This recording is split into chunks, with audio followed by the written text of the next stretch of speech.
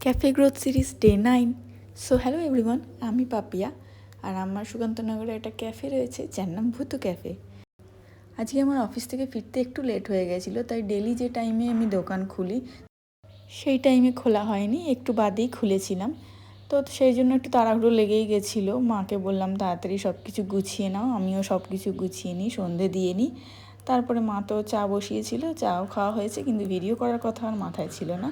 তো যাই হোক, তাড়াতাড়ি করে চাটা খেয়ে আমার একটা কাজ মনে পড়লো, যে আমার যে স্টক থাকে, মানে চিকেন পকোড়া ভাজার যে চিকেন থাকে, সেটা প্রায় শেষের দিকে।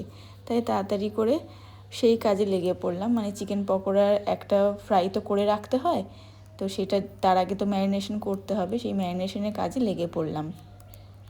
আমার ক্যাফের চিকেন পকোড়া কিন্তু ওই অনেকটা কোটিং দিয়ে, এক পিস চিকেন দিয়ে একটা বড় মাপের চিকেন পকোড়া হবে এরকম আমি সার্ভ করি না। আমি করি হচ্ছে কি বিয়েবাড়ি স্টাইলে যে চিকেন পকোড়া পাওয়া হয় না, যেটাতে একটা সলিড পিস থাকে আর তার উপরে হালকা একটা কোটিং থাকে ক্রিস্পি বাইরে থেকে, সেই রকম টাইপের আমি চিকেন পকোড়া সার্ভ করি আমার ক্যাফেতে।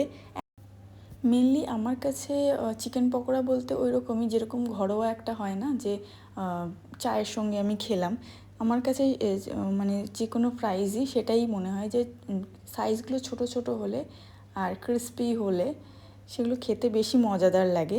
তো সেই জন্য আমি সেইটা মাথায় রেখে আমার চিকেন পকোড়াটা এরকমই রেখেছি, যাতে চায়ের সাথে আড্ডা দেওয়ার সময় এইরকম চিকেন পকোড়া ভালো লাগে। তো যাই হোক, আমার ম্যারিনেশন হয়ে গেছিলো আর 10 মিনিটস মতো রেখেছিলাম, বেশি সময় ছিল না। 10 মিনিটস রাখার পরে আমি এটাকে হালকা ফ্রাই করে নিয়েছি। সেকেন্ড টাইম যখন আমার অর্ডার আসবে তখন আরেকবার ফ্রাই করে দেবো। তো আজকে ভিডিওটা এই অবধিই থাক, কাল আবার আসছি, টাটা।